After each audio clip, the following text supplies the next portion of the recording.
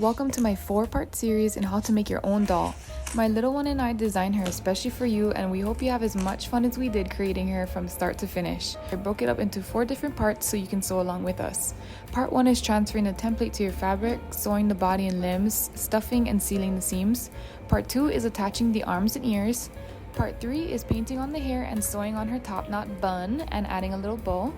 And part 4 is the best part, and it's sewing on the face. Besides the sewing machine, here are some things you'll probably need for this project, and you can also hand sew it if you wish. I've made a PDF template that you can print out for free at home. You'll just go to the description below so you can download it to your computer. First, you're going to want to select what kind of fabric you want to use for your doll's body. Then you're going to want to have some yarn. Part of the hair will also be designed by painting it on with acrylic paint, so you're going to want to make sure that you have the colors that is going to best match your top knot bun. Some sort of fiberfill stuffing. I recommend Polyfill. I really like that brand. A paintbrush to paint on the hair to the doll's body. As for notions, you're going to want an assortment of needles and a needle threader. A doll needle will come in handy as it's a lot easier to push through the doll's body. You'll need some pins to help you secure your project. I highly recommend a hemostats for stuffing and turning the limbs and body inside out. And maybe you'll need a thimble and other materials. When we're stitching on the face, I use embroidery floss as well, so you want the color of your choice. To stitch up the seams, I like to use upholstery thread as it provides a lot more strength than just using regular thread. I hope you enjoyed this little series that we put together for you, and if you have any questions, please leave a comment below the video and be sure to give a thumbs up and consider subscribing if you would like to see more videos like these. Trace and transfer the pattern onto our fabric that we're going to be using. It says 2 times, so that means you're going to need 2 pieces of the bodies, 4 pieces of the arms, and then this one is not in the ear, but we need 4 sides for the ears as well. Now, instead of doing this, we can actually make sure that the fabric is folded in half like this. So you're actually going to transfer over the pattern on one side. When you cut it out, you're going to have your 2 pieces. I'm going to want to make sure when I'm outlining my pattern piece that I have enough room on the side of where the edge of the fabric is going to be. You want at least 1/4 inch of a seam allowance. I'm just going to use a number 2 pencil, or you could use something like this. This is a disappearing ink pen. The ink doesn't stay on the fabric, it eventually slowly fades. You want to make sure that you're on the wrong side of the fabric. If your fabric has any kind of patterns, you want to make sure you're on the opposite end. The fabric that I'm using, it doesn't have a right or a wrong side. It's the same on both sides, so it doesn't really matter for me. And also, do not forget to put the marks of where to stop and start sewing. In that case, it's going to be right here. Leave open. Next, I'm going to be doing the arms. Again, you want to make sure that you're leaving space around what you're outlining. So there's about 1/4 inch seam allowance there. I like to utilize as much space as possible when I am tracing my patterns because I don't like to waste fabric. And we're going to do the same thing with our ears. Okay, and on this dotted line is where we're going to leave open again so we can turn it inside out. Okay, now we have our pattern transferred onto our fabric. So what I'm going to do is I'm going to take some pins. This is just going to keep our fabric pieces together since we are working with double as I cut everything out. These are some fabric scissors, but you can use regular scissors as well. And we're just going to cut around.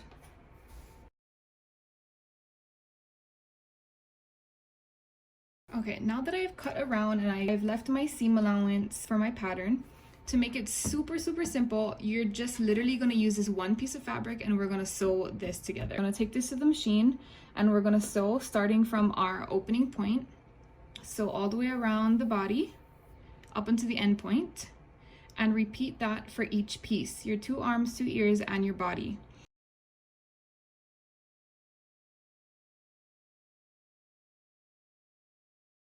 Now this is 100% Kona cotton.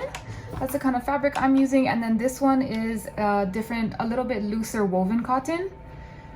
So for my stitch length, you can usually change your stitch length on your machine, so I'm going to turn it to 2 millimeters. And we're going to start off with the body first. I'm going to show you this one and then I'm going to breeze through this one. This one might be a little bit better for an example because it's going to be contrasting thread. This is a light color thread that matches my fabric, and you'll be able to see that better on the darker fabric.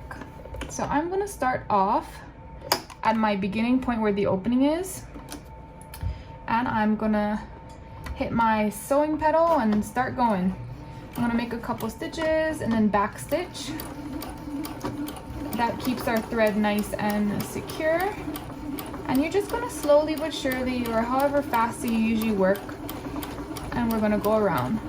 This is probably gonna be the trickiest part of the entire process because it is a pretty curvy pattern. So you're gonna wanna make sure that you're going at a comfortable pace. I like to go slow. If you need to lift up the foot and adjust your fabric, make sure you do so in small increments. If you do not, you'll create little corners in your curves, and then that will kind of poke out when you are stuffing your doll. Okay, so I'm gonna go up to the stopping point and I'm gonna make sure I back stitch to close that stitch in. I'm gonna lift up the pedal and I'm gonna cut.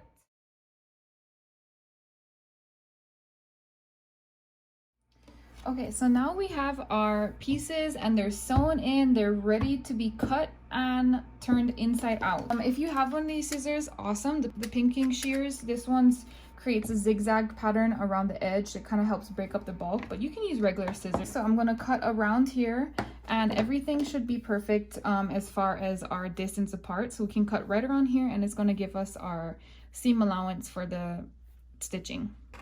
So I'm gonna go not too close up to the seam. That's why we leave that extra seam allowance in there. Hopefully the lighting isn't terrible. I'm coming to the part where we have the opening. I usually leave like a little bit more, so not going too close, because that's the part that we're going to want to have enough fabric to comfortably sew the seam shut. So we leave the seam allowance and we don't cut too close to the seam, because what's going to happen is that it's going to end up, when you turn it inside out, if it doesn't have enough room, it could cause the seams to rip or the fabric to fray. So that's why we want to do this. The zigzag pattern also helps prevent the fabric to fray as well. When it comes to in between the legs, the leg part here, I'm going to use my regular scissors. This part might be a little tricky because it is close.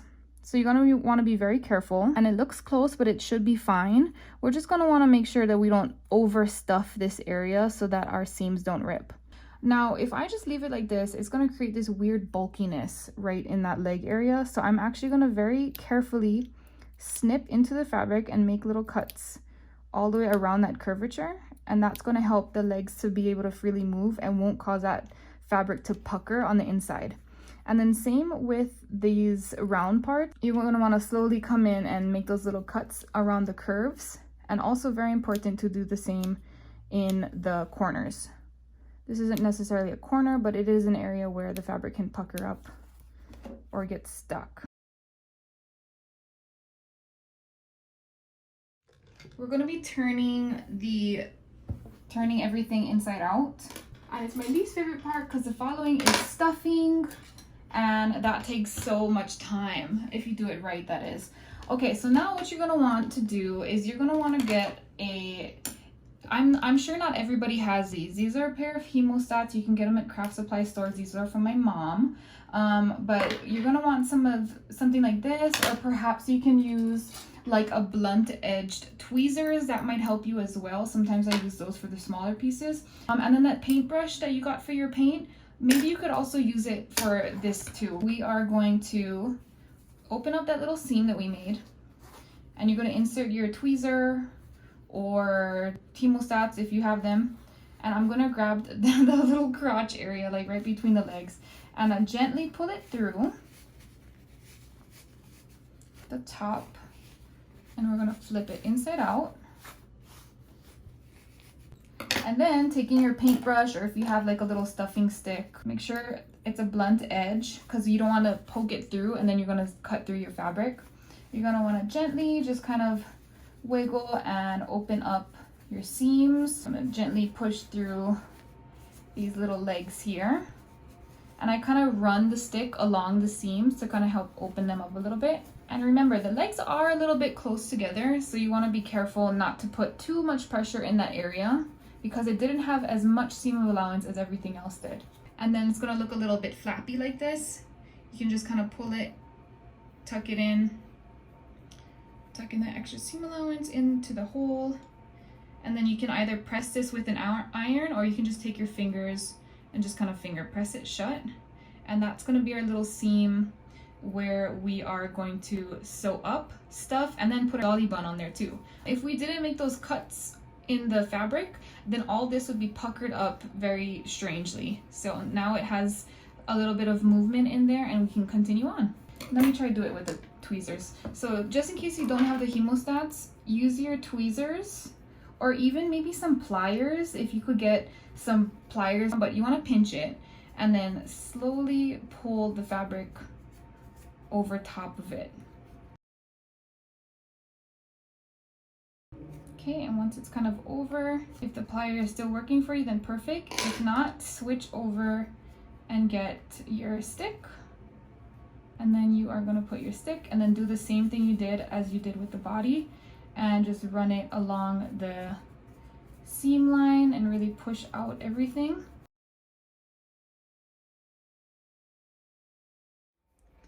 So for this next part, this is when you're gonna need your stuffing. I like to have this big giant box because I make a lot of projects, but they also they also sell smaller little packages of this filling. I recommend this Polyfill brand. It's not the cheapest brand, but for good reason, because it's probably the best that I've used so far. Other ones I've used don't have as much bounciness to it, so it makes your doll or softie look pretty lumpy. So we're pretty much going to use the same tools that we used for turning them inside out. You're going to want to start off by taking small pieces of stuffing and starting the furthest part away from the insertion hole and making sure that a tiny baby does not get fiber fill. It's not good for the babies.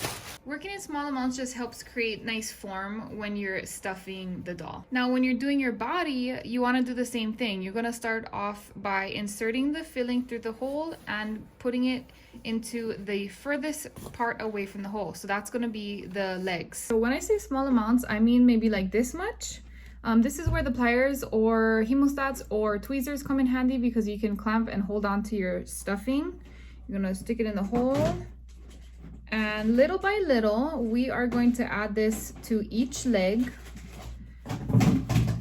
And we're going to keep stuffing until everything gets nice and formed.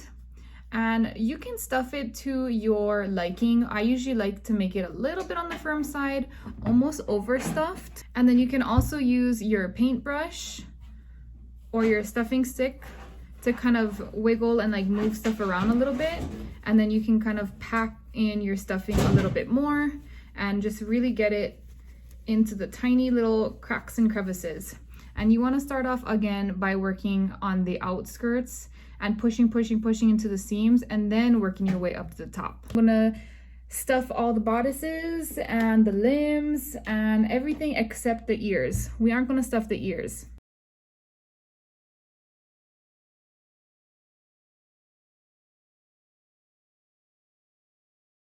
I just wanted to stop for a second and show you what I got so far. So right now the body is nice and firm and the head is still soft. So like I said, you can stuff it to your liking. I like to have it a little bit like this, like on the firmer side. I could really stop here, but I see all this space that could be filled that could really push out the seams to give the doll a better form. And also there are a little crease in the neck. That's probably not going to go away, but I can put a little bit of filling. I can squeeze some in there just to kind of help push that little crease out as well. So I hope that little visual helps. Okay, now that we have everything stuffed and ready to go, we're going to be sealing up the openings. This is when you're going to need your upholstery thread that I recommended, just because it's a lot stronger than regular cotton thread. Now I'm going to use a smaller sized needle here. You might have found it a little bit difficult to stuff in this area right here, just because the stuffing wanted to either go down or up. So you might have a little gap, but don't worry. What I recommend is maybe slightly overstuffing the front part of the limb. When your seam is closed, you can kind of massage the stuffing up and make it nice and even. To do a ladder stitch, you're basically going to start by inserting the needle right into that top seam here. I like to get it kind of in between the last stitch, and you're going to pull it through. All right, and then you're basically going to go back and forth from side to side, taking a little bit of the fabric at a time. Insert the needle a little bit, like that. Pull it through. And you don't have to pull it tight right away, I'll show you why. Then go to the other side and try to keep your stitch lengths the same.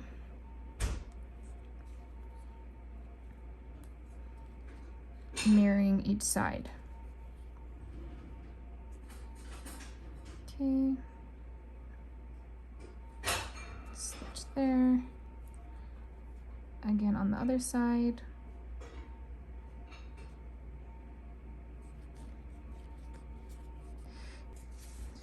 And you're gonna pull the thread and your seam is gonna close and the thread is gonna hide in between the fabric. And then you'll just continue on, going from side to side, trying to keep our stitch lengths even.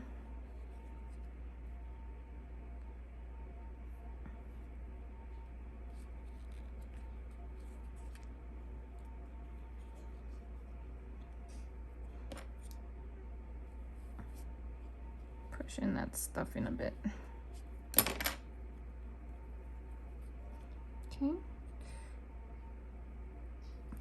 So now our seam is nicely sealed. I'm going to make a knot and I'm gonna pull it all the way down to the end. So hold it with my finger. Okay, so now we got the double knot. And to hide our double knot, I'm gonna sink it into our seam here. And what you're gonna do is you're just gonna push the needle all the way through the other side and pull it through. You're just gonna pop that little knot through the seam. Okay, you should hear a little click and then you're gonna trim off the excess, give it a little wiggle, and then it disappears and you got a nicely sealed limb.